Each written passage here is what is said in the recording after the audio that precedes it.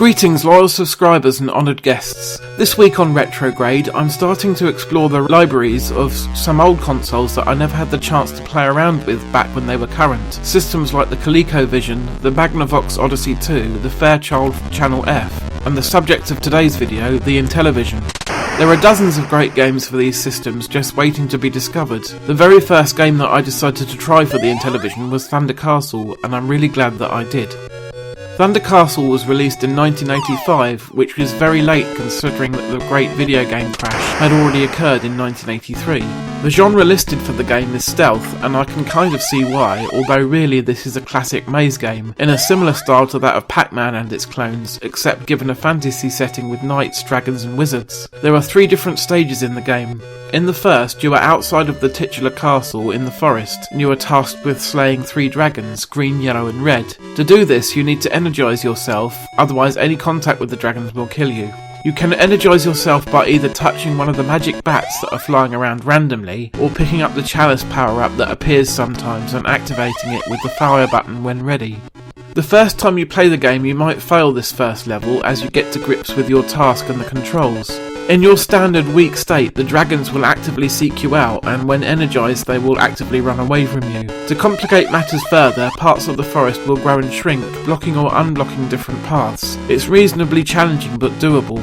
Stage 2 ramps up the difficulty quite dramatically though. This time you are inside the castle and must go up against 2 evil wizards at the same time. These guys are relentless, and it's quite easy to get caught in a pincer movement between the 2 of them. Making things even harder is the magic mouse, the creature that you need to touch in order to power up this time, because he is trying to get away from you and moves just as fast as you do.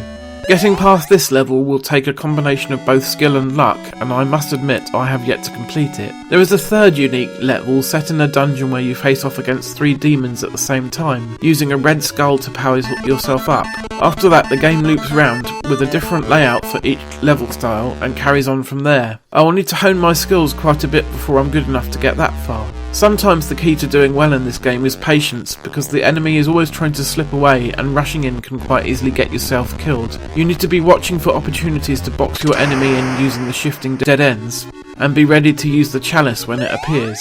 There are other items that can appear as well for you to pick up, including coins that add to your score, a candlestick that gives you an extra life, and a comb that will half your score. You really don't want that last one. I was extremely impressed with the presentation of Thunder Castle. The graphics look fantastic, especially the dragons, and the detailed splash screens that precede each stage. The music is also really good, giving off a really creepy vibe that adds to the atmosphere immensely, although it is the same tune on every stage so it can get a bit wearing after a while. Aside from the high difficulty, the game is quite easy to pick up and play, and the controls are nice and responsive. I first discovered the game when I bought the Intellivision Lives compilation for the PlayStation 2, but I was quite disappointed to discover that you can't change the picture to the correct aspect ratio. Everything is stretched out. The game is still playable like this, but it does bug me that they didn't let you fix this in the options. So I then switched over to my modded original Xbox and continued playing with the help of an emulator in the correct aspect ratio. There is a version for the Nintendo DS which would play at the correct aspect ratio due to the shape of the screen, so if you don't mind going handheld, then that may be the version to go for. It is quite expensive though, and I don't believe it was sold in the UK, so you are looking for about 20 quid for the game and more for shipping.